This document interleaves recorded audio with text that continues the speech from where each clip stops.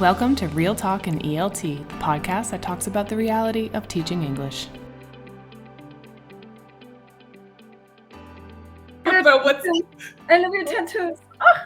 I love your tattoos.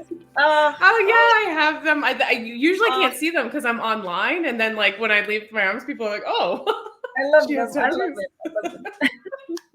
All right. Oh, okay. So, are you ready? Are you all set? Ready?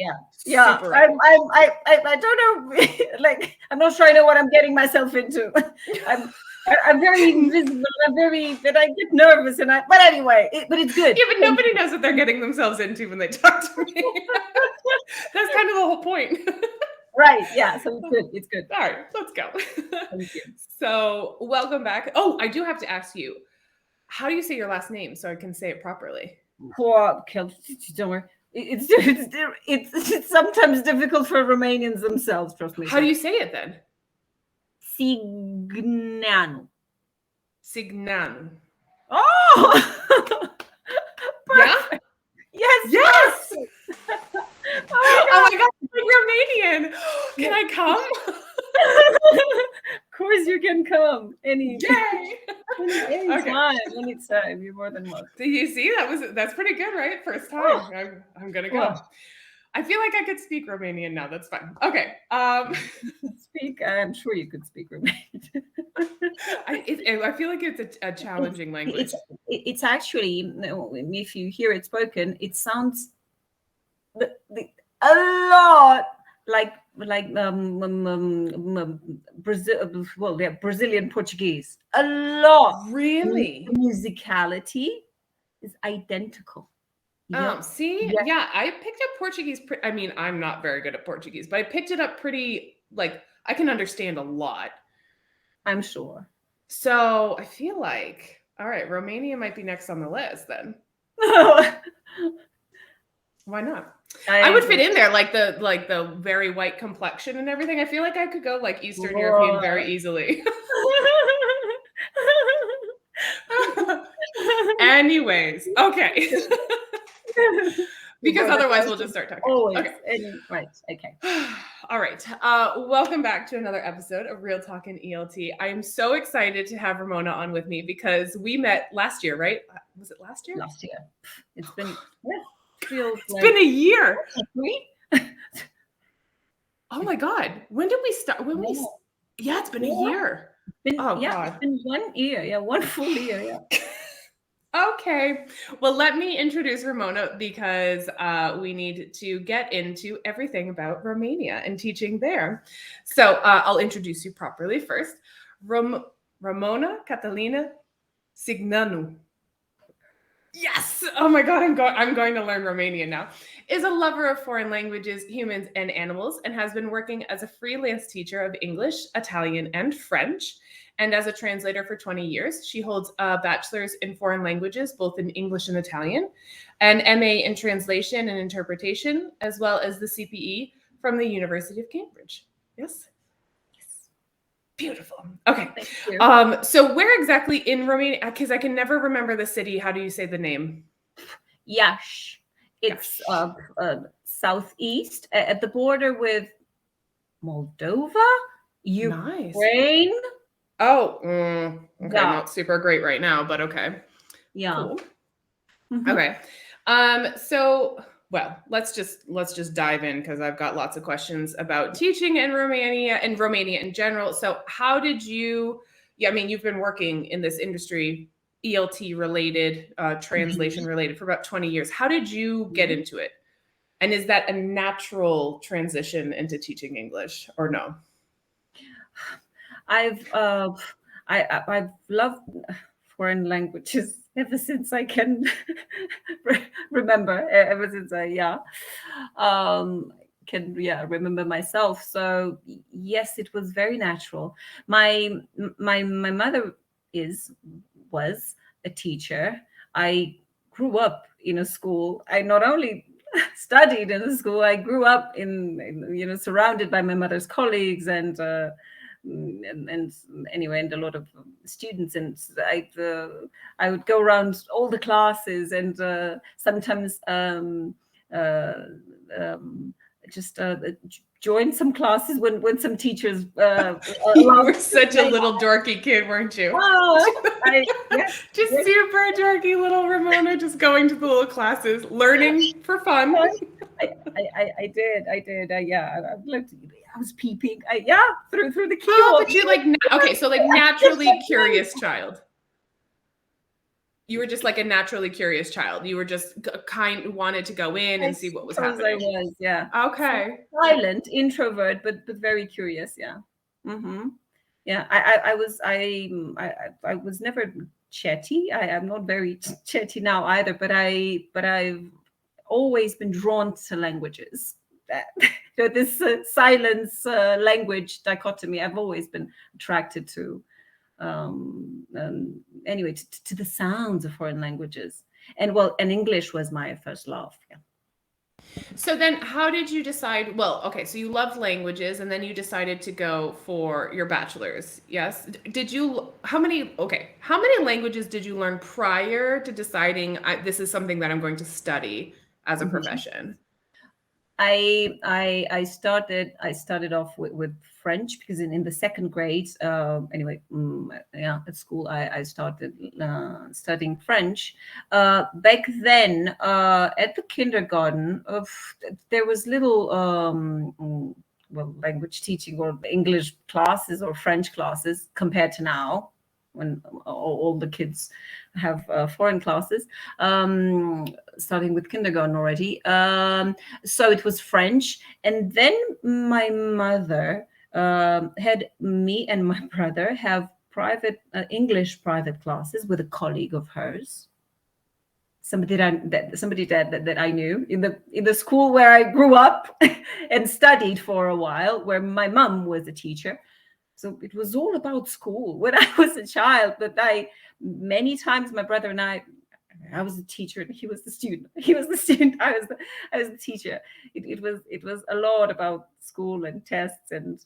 Anyways. Oh, that's super interesting. So then now, because in the U.S. school system, which is the one that I grew up in, we had foreign languages starting when we were probably 13 or 14. It's much later. I mean, that's at least when I was growing up. And here they have there's a transition now into bilingual schools in Brazil, but traditionally it started a little bit later. So in Romania, foreign languages start right away, kindergarten, when kids are 6 or 7.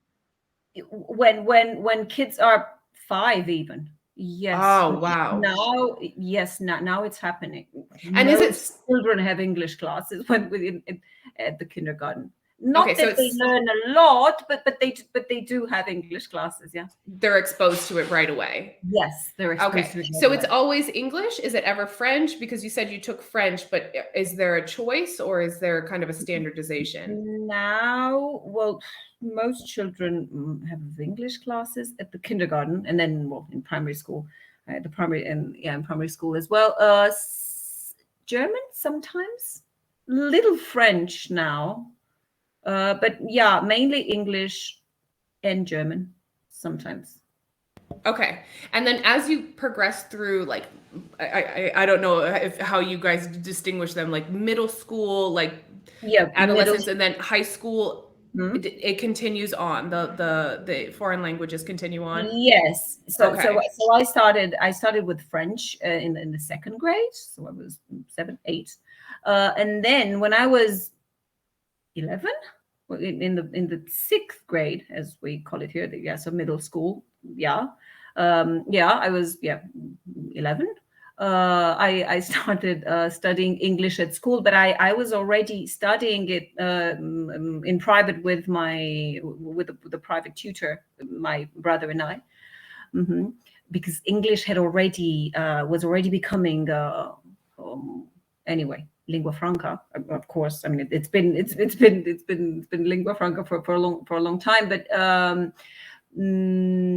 say 20 years ago and further back, French was very well sought and very studied, and there was a lot of demand for French. Well, there was a lot of demand for French where I grew up. I mean, in the Boston area, but because we're so close to Canada and Montreal and stuff, so the French was more of a. But then if you kind of moved across the country, Spanish was more predominant. So based on kind of like the geographical locations, right? As it is German for us in Transylvania, for example. Yeah, okay. Because the Germans used to reign there. Right. So that's why. So then there's more influence depending on the region. Okay. So then once you finished high school, you had private tutoring, which obviously probably put you a little bit ahead. But how would you say the average students coming out of high school, proficiency levels, are they really proficient, or how does it look? Many students now finishing high school have a good, decent level of English. I wouldn't talk percentages, Kelly, because no, you don't have to get specific, but on average, you would say B1, B2 level. Okay, if we talk level, B2. Okay. Yes. On average. Yes. B2 on average. Quite a few have Cambridge C1, Cambridge Advanced. Coming out of high school. Coming out of high school. Right before they actually graduate.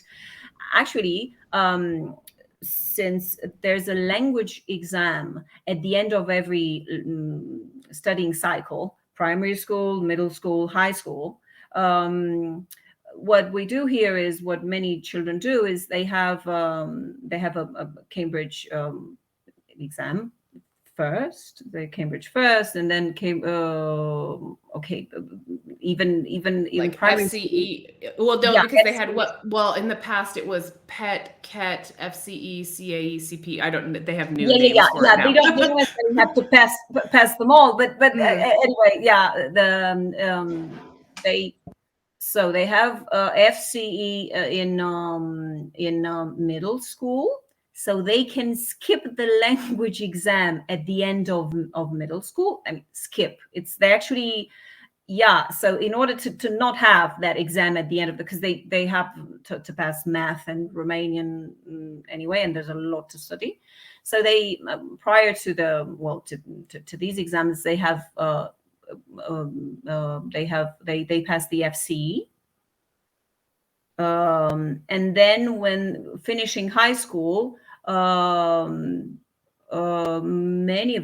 of them, they have the Cambridge Advanced, some of them, but many, I would say, and some FCE.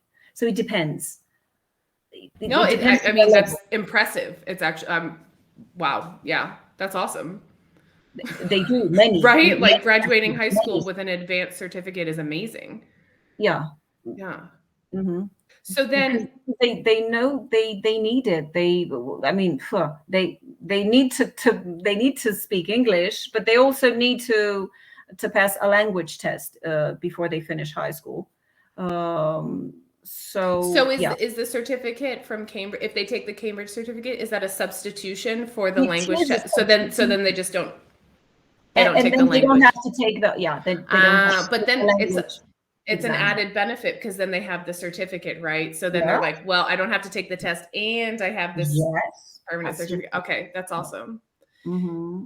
Wow. Okay, so then I've got a lot of questions. So then people going into like what you did, going into studying languages and going into the education field, is it typical that, I imagine most people have like an advanced certificate and then they continue on with proficiency? Like, well, is there a demand at the university level, I guess is my question.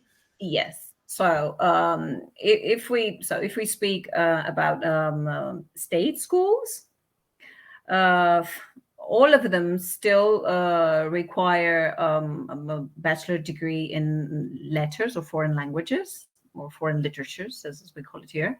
Yeah. Still, there's a law that might be passed. Well, but it's just it all started this year, and they're proposing less rigid, rigid rules when it comes to what exams need to be passed in order to be hired as a teacher. Yeah. So what are the current rules to be hired as a teacher?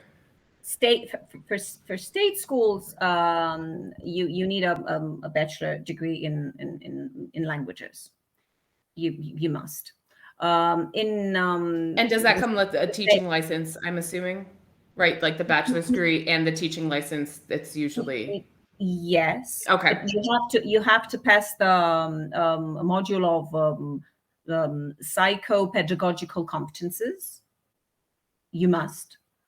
So that's a must as well. And you have to choose what, studying, letters, foreign languages. You have to choose, that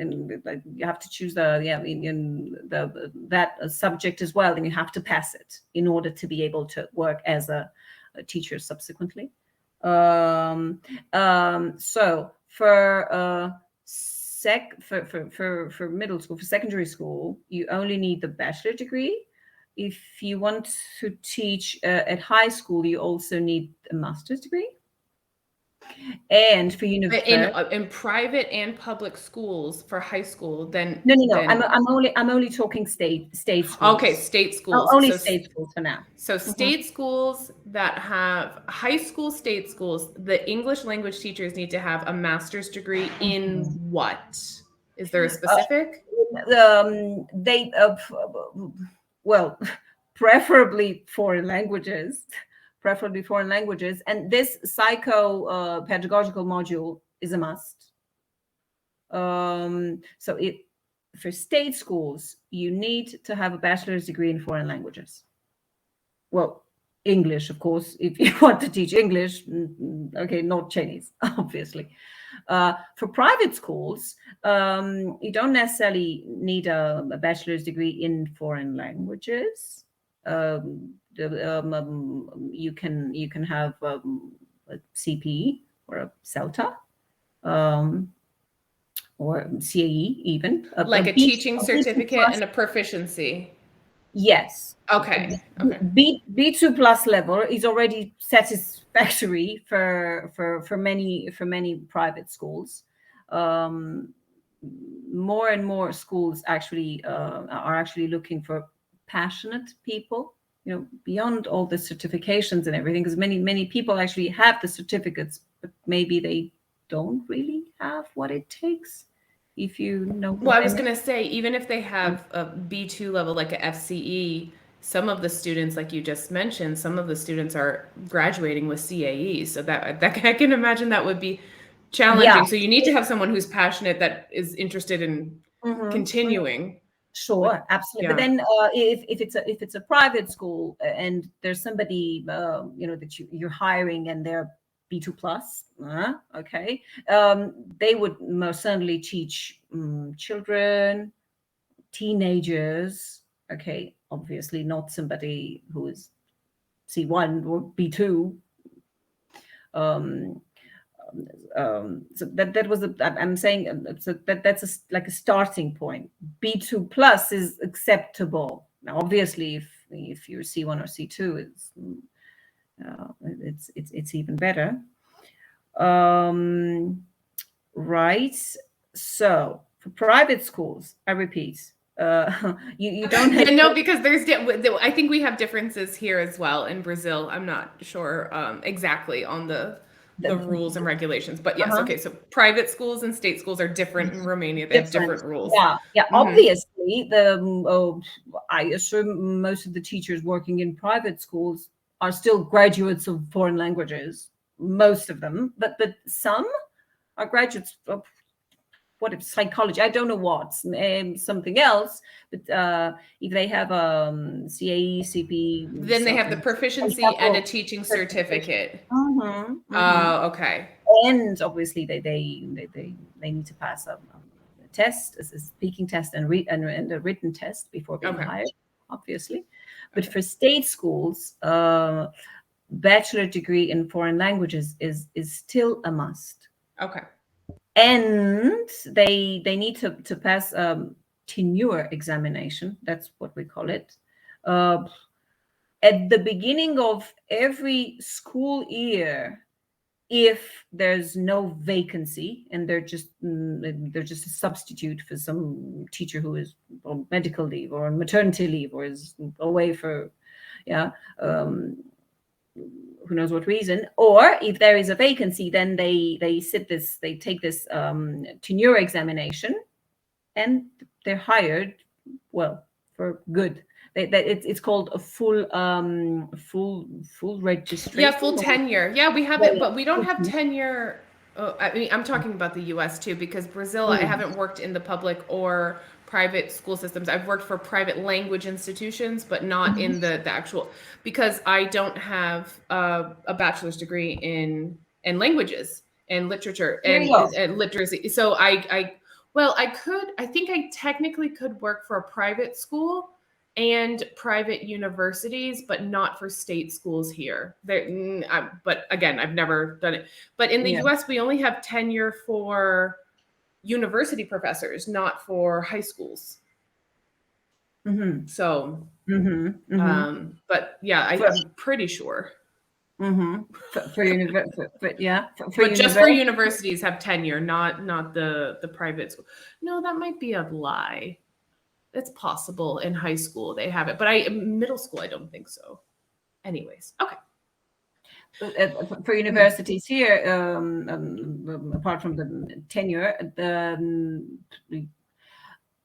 a PhD degree is also required. Not not as you enter the university system. You can just be a bachelor graduate, but if you want to stay in the system, you need to start a PhD program and graduate it. So what I'm getting from this is Romania has extremely rigid and high expectations for their language teachers, and that languages culturally, school and languages are extremely important, just like high values right there. Yes. Okay. Yes. Yeah, high value. Absolutely. High value. High value. Every parent you talk to is keen on having their kids learn at least one foreign language. Yes. That's an amazing, I think it's actually quite an amazing environment to be in, right? As an educator, it's really exciting to have people in the community that are interested in having educated children and having, really quality education system. So, yes. That is, you find your place more easily, or anyway, and it's more fulfilling. Obviously, the motivation is there, or at least the appreciation, the gratitude from people. So without any specifics, but about you specifically, but how is the compensation in terms of salary for foreign language teachers? Is it compensatory if we think about, there's a really high value of education and especially foreign languages, and English primarily because English is the lingua franca. Do the teachers get compensated well there, or is it kind of more you need to be in the industry for a little bit? You need to be in the industry for a little bit. If you in the state system, if you get we call it here first degree, and then a second degree, and then what's it called? It's in the US, I think it's called clear teaching credential. That's the denomination that I found, or full registration. Anyway, that would be a third exam in your work, where you're being assisted. That there are some people who come to your classes and they assist, and then you make a project. That's what it's about. then you get a salary increase. But as you start, do you want me to give you figures? Or? Yeah, no, I would love to know because, well, and then actually you would probably have to translate them into like another currency. Yeah, Because then we'd have to look at cost of living too, because I have no idea cost of living in Romania, if it's high or low, or quite high. But it's so it is. So just give us the general idea. Beginner, it would be around, because I thought of this before, and at noon I was doing the exchange. Just trying to do the foreign exchange in the head. Yeah. $600. And then $600 per month? No. Yes.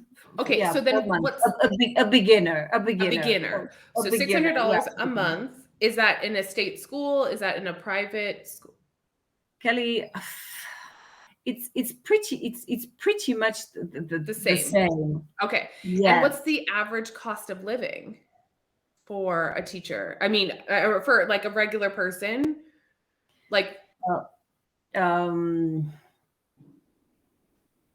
let me think if you can survive with. Could you survive with $600 a month? I suppose you could barely survive. Now, very modestly. Very, very modestly. Now, there is very modestly. The thing is, many teachers, many times good teachers, but probably not all good teachers, just many teachers go into this black market. Everybody knows about it. The ministry knows about it, and it does nothing to abolish it. Where teachers have private classes with many students, children, teenagers, whatever, where they actually get another salary, or if not 2 salaries or 3 salaries, apart from that 600. Okay, so they have the usual typical teachers. They have the full-time job registered at an institution, public, private, wherever. And they get kind of I would say a minimum wage salary in the beginning, at least in the beginning, kind of like. Yes. I think it's a bit above the minimum wage. Okay. Yeah, it is above the minimum wage. Okay. There's been a lot of riots and a lot of But then most people are taking on private clients and working outside. So after school and. I wouldn't go so far as to say most people, but many. Okay. Many. And there's this after school system. Every most parents send their children to. Is it mostly private tutoring, or are there language institutions? Like private language schools is what I'm saying, because here in Brazil, what happens is we have the average, like normal schools, public, private, wherever the kids go. But their school days, which is strange to me, but their school days are very short. They actually only go to school like half a day. It's like 5 or 6 hours. And then afterwards, most children go to the franchise or independent language institutions. I wouldn't say most, a lot go to. So it's like a private language school. So they go there and they're only studying foreign languages there. Is it formalized like that in Romania too, or not really? Some do that, but no, if they do that, they have 2 hours of 2 hours of English or German, in a private school. No, what the system includes, what the state system includes, state and private schools have this after school system attached to it. So right after classes, they go into after school, classes where they do homework, English, Romanian, math, physics, whatever. Yeah, like after school help type of stuff. Yeah. Oh, okay. Interesting. Okay, so Got it. I have more or less an idea. And so let's look at kind of the demand, because from what you've said so far, it seems as if children graduate, however they, they're going through the formal system and they're, Mhm. getting their education, they're graduating with a quite high level of English. Quite Like high, B yeah. B2 to C1 is quite high. Now, And not then all of them. not all of No, them. Yeah, not not all of all. them, but Not all of them. a lot, we can say a But a lot of. lot, a lot have a lot. I would say, yeah, have B1 level of Okay, at English. least a B1. Kids are Yeah, graduating with at a least a lot. B1 level. So Mhm. then what's the demand like for, because I think you teach privately, correct? Like you have private clients. Am I Yes, I correct? do. Yeah, I do. I collaborate with a language school as well, but I have my own. I organize my own classes as well, plus Okay. companies where I so, teach. so okay, you work for a private institution, but then you also have private clients. Mhm, So mhm. then what's the demand look like in terms of, do you have lots of university age or young adults coming in, just kind of entering the workforce? Or are you working with people who are, like my average client is 35 to 55 years old. Is it like, Um, what's your typical yeah. demand, I would say? Mhm. Huh. Many children, many children. I cannot take them all, but many children. Because they're many times they're not very pleased with what happens at school, unfortunately. Quite a few teenagers and young adults in their 20s already, Kelly. And through in their 20s, 30s, 40s, that would be people in their 50s, few people in their 50s. Okay, interesting. Your 30s. audience, the demand is a little bit younger than the ones that we have here, Yeah, or at least that's that I've seen. yes, yeah. That most of them are people in their 20s And those and in people, the early 30s. Mhm. okay, the people in their 20s. So obviously the children, the adolescents, kids that are still in, kind of the primary school system and secondary school system, I assume it's general English and a little bit of test prep for Cambridge type Yes, exams. yes, Yes. yes, yes, yes. And then the people in their 20s and 30s, the young adults, is the demand as well for more general English, or are they looking for more like English as a lingua franca type of thing going into the business and workplace? There is, well, so there's been a lot of demand for business English. Okay, yeah. Yes, but over the past years, with soft skills, being required more and more, which actually is not so much about the business jargon or the terms that they already see there every day at work, as it is a bit of, well, emotional development, a bit of social skills and soft skills, and just being able to interact or to ask something personal rather than professional, which they learn how to do at work. There's a lot of demand for general English, actually, Kelly. I mean, for learning how to interact and how to be sociable and how to um, yeah, communicate with people Be from, human. yeah, be human. No, real. I mean, I say it Yes, jokingly, a but lot. it is like it's a, Huh, be human. Yes, you yeah. can, with capital letters. Yeah. Huh. Yes. Okay. That's interesting. And then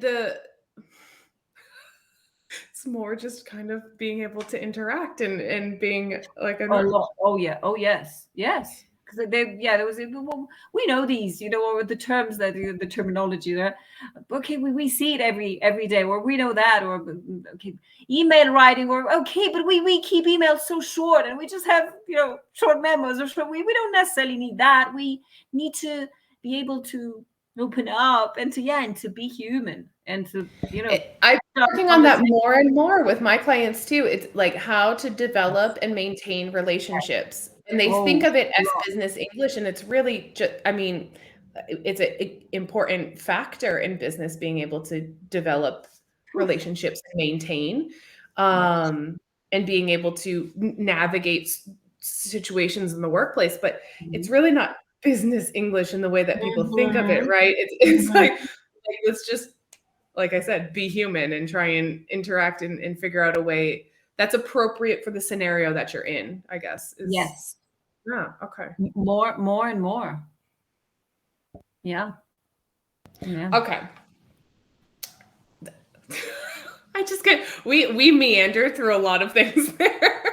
we have, yeah. We're just kind of going back and forth because I have so many things swirling around in my head. So then, you said that previously that, okay, so the English is key there.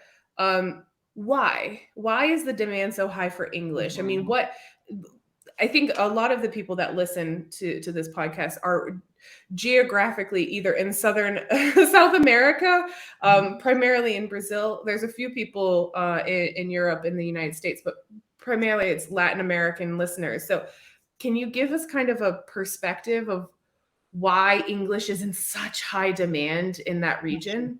Sure. Okay. Romania as a country, and my city specifically as well, not only mine, but mine a lot, are IT hubs, what they call IT hubs, and there are many companies who have migrated here or opened branches here, or work from here, and their clients are clients from around the world, more and more. And if you talk to any young person here, they want to get hired at Amazon or whatever, all the whatever, Google. What company? Yeah, what IT companies? Like, it's some names. What Amazon? Who else is there that is just huge in the industry?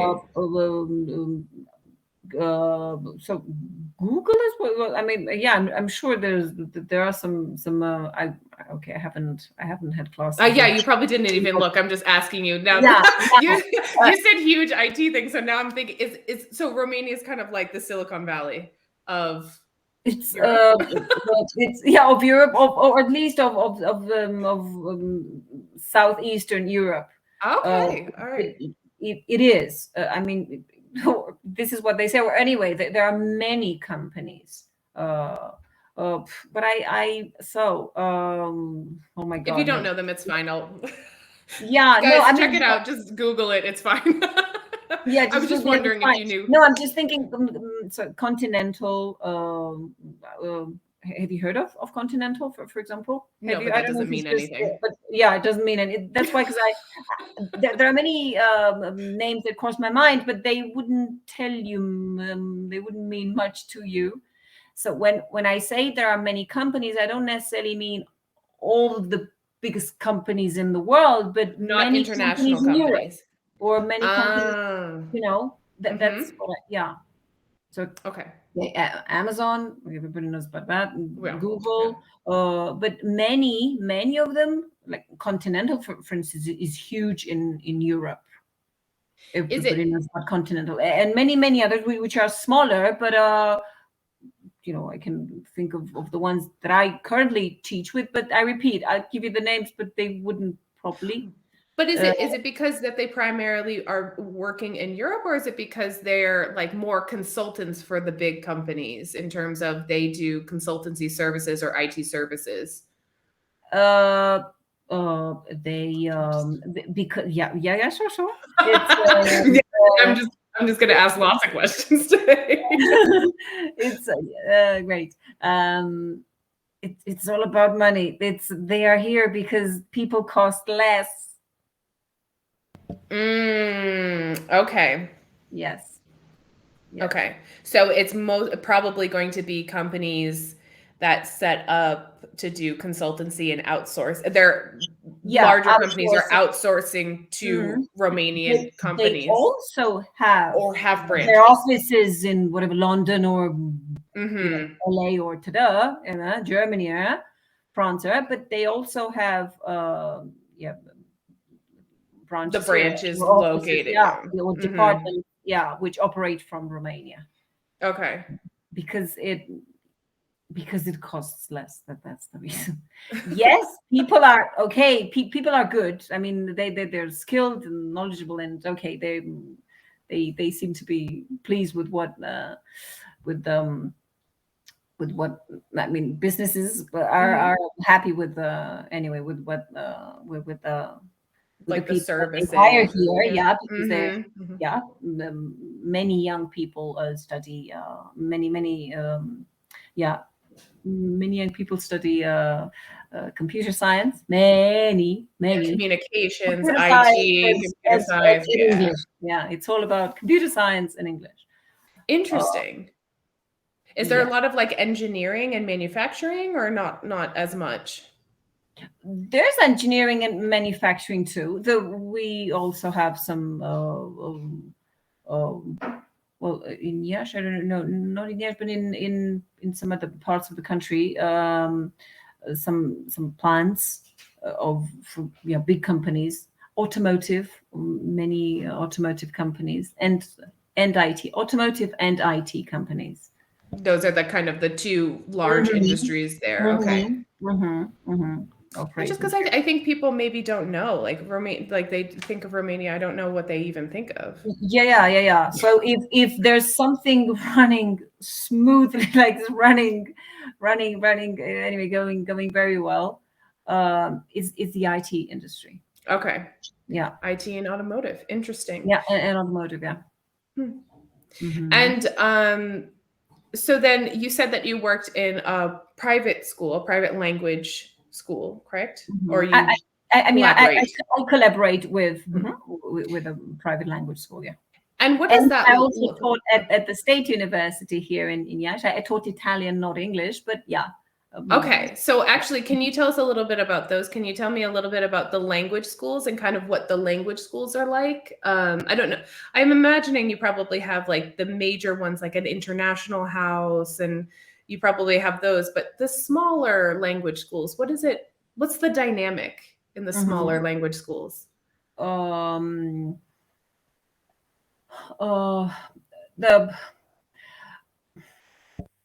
They look like normal schools, only smaller. And teachers seem to be more passionate, but other than that, it's just students, classes, teachers. That there's no difference really between. Probably the degree of passion. No, interesting. Well, because here there's a lot. There's like a ton of franchises. There's quite a few. Like we have. You probably don't know them, but like Wizards, CNA. I mean, there's a ton of franchises, and those are typically like lower cost programs, but they're usually done in groups. And then there's private schools where you see more individualized programs, but it's a lot of adults. Actually, there's a lot of kids in the afternoon. There are a lot of kids that take private school, but in the evenings, it's adults. It's adults. Is it the same there or not as much? This type of school is the one I collaborate with. There are like a lot of adults that come in the evenings to stay. There are, but there are a lot of children, a lot of teenagers, Kelly, come in like after school in the evening, in late afternoon, I would say, or afternoon. Okay. Yeah. Not so many adults because It's so not interesting because it's different. I think it's different than here. Very different. a lot of children, a lot of adolescents. Mhm. For young people or anyway adults, Mm.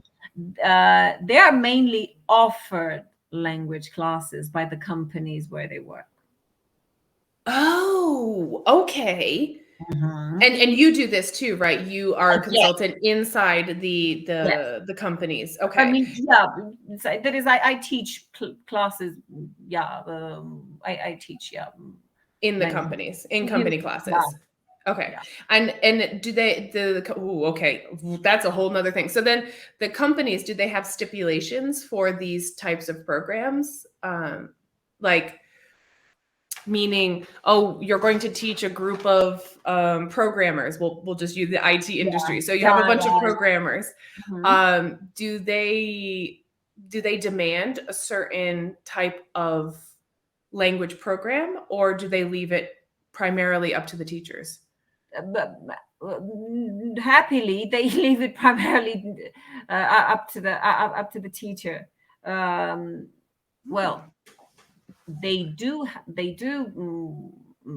have demands, but we normally work on the we have syllabus negotiation, and with the participants at the classes, we talk to them and we decide together. They decide what they most need first to be human. That's that's all. Yeah. And then, yes, sure, a bit of business English and debates and fun. Fun.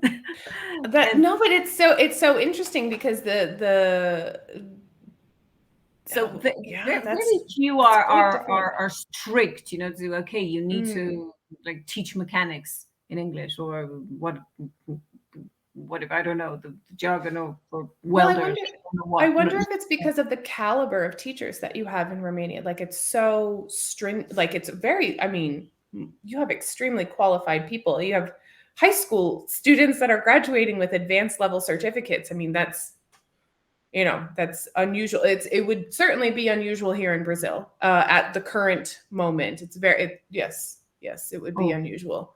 Um, high achieving high school students, and again, I don't have any of the statistics for this, but this is kind of just the general experience that I've had. High mm, achieving high school students would be leaving with a B2 certificate.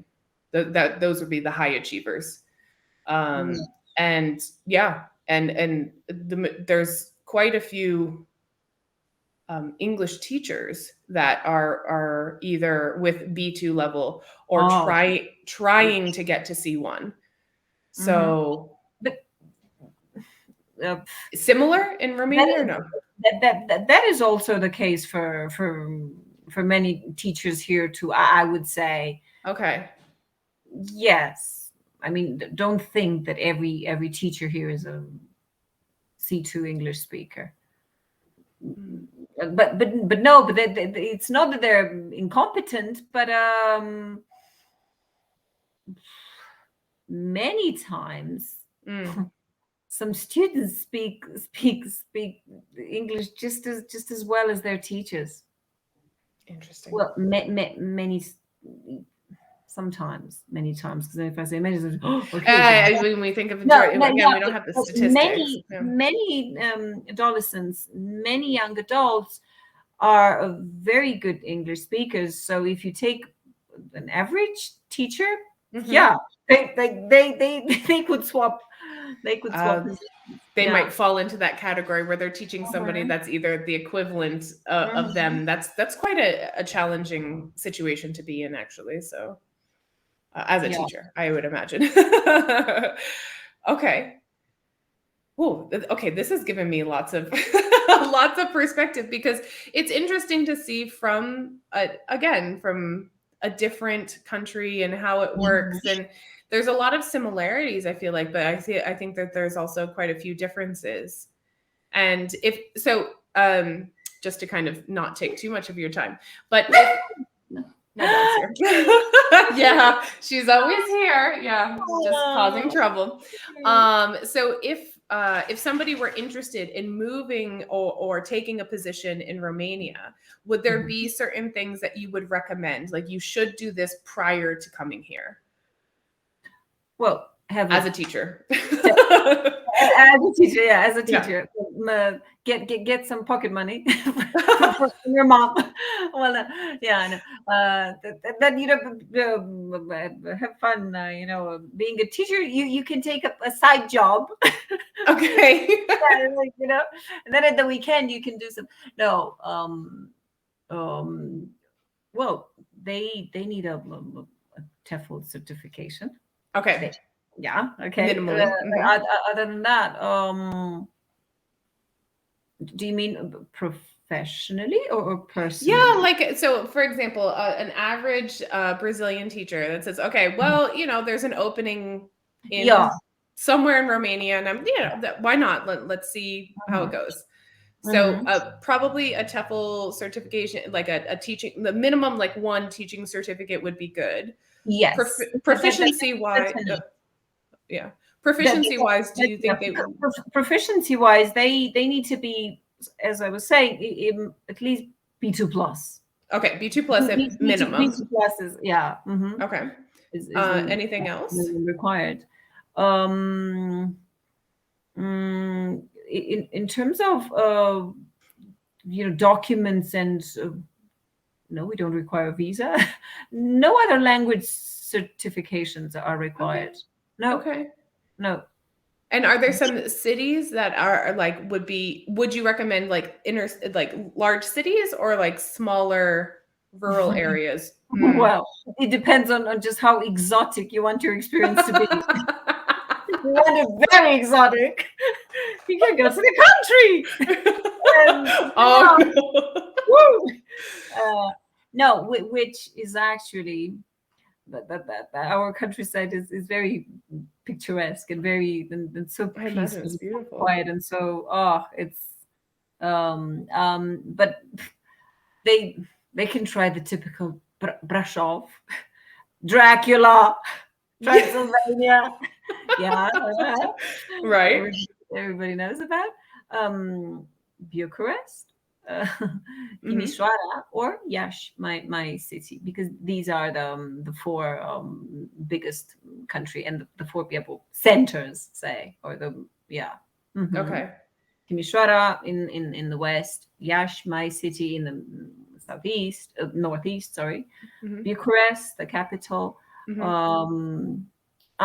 Cluj as well, yeah, Cluj, and Brașov in Transylvania. Okay. And in terms of documents, a TEFL certification, no visa is required, and Romania is a peaceful country, and people are indeed very kind and very welcoming. I've met quite a few Romanians when we met each other. There was quite a few in our group when we were studying together, and you all were lovely. Remember, I think there was like 6 of you. Which is a bunch of Romanians. It was wonderful though. Everybody was so kind and lovely. So people are kind. I mean, it's not about the language certifications or just like being kind, because people are actually the more humble their condition, the kinder they are. So yeah. But so in terms of, I repeat, in terms of document certification, a TEFL certification is enough. They require a lot more from Romanians than from a foreigner who wants to come teach here. And are they interested? Generally speaking, is the industry very welcoming to foreign teachers? Like, because there's some industries that are like, but there's some that really love the foreigners coming in. No, we've actually, I mean, there are many foreign teachers teaching English in state schools in Romania. Yeah. Okay. Yeah. Yes. Yes. And have they gotten their licenses and I'm assuming that they they didn't get their degrees in Romania. They got them somewhere No. else and just got them translated, right? There's a process Yes, to I like a suppose, certification process, yes. right? Yes. Yeah. Mm. Maybe they were just working in the state system back home. Yeah. They just came to Romania, and probably they get the payment scheme is also probably different. Okay. And do many foreign teachers, well, actually, I'm just going to ask in general, English language teachers, do many teachers have long careers? Is it something that people are just in for or is it kind of where people start to teach and then they kind of go off into something else? Kelly, most they're in for a long journey. Oh, okay. Yeah. So it's more of a passion. It's either It's either a passion or prison. yeah. Oh my God, yeah. And this is not only about teaching. But yeah, I would say that's the case. Yeah, really. So either the people are passionate, that's why they stay, or people are too too stable, or too I don't know, like comfortable, and then they just never afraid of change. Yeah, no, but many teachers are actually passionate. Yeah, because again, just kind of comparing and seeing what the differences are. There's a lot of people who come outside of the teaching industry, like me, for example. I was not a teacher traditionally, and then moved into teaching. And that happens quite frequently in Brazil. But there's a lot of people that start teaching because it's just something that they think they can do, and there's not a lot of credentials required to teach in the private language institutes. And then they move out into something else once they. So it's a very transitory. Yes. It's like the land between some other main. Sometimes it's just like the jumping off point for some things, but it's a little different there. People tend to stay in the profession a little bit longer. Yes. Yeah. Okay. Yeah. Definitely. I would say, most of them, they stay in this profession. Yeah. Fantastic. Okay, well, I don't want to take too much of your time. Thank you so much for joining me from Romania. Thank you so much for having me in Brazil. And I do want you to, of course, open invitation to come back, but I would actually like to pick your brain about a few other things in the future. So, because I like to know the differences and seeing what's going on and seeing, I also think that there's a lot of teachers here in Brazil that are interested in traveling. That's one of the things that English language teachers love to do. They like to see the opportunities abroad. So, so we'll have to schedule another meeting to check absolutely. That. But thank you so much for giving us like an overview of kind of the system and how it works, and culturally the education, from beginning to professional. From beginning to professional. Yeah. Amazing. Okay. Well, then that's it for today, and I'll see everybody soon. Thank you, Kelly. Yeah. Bye. Ready to join the conversation? Head on over to Instagram at Kelly Pennington ELT and send me a message. That's it for now. Take care of yourself, your health, your vibe, and your tribe. Until next time.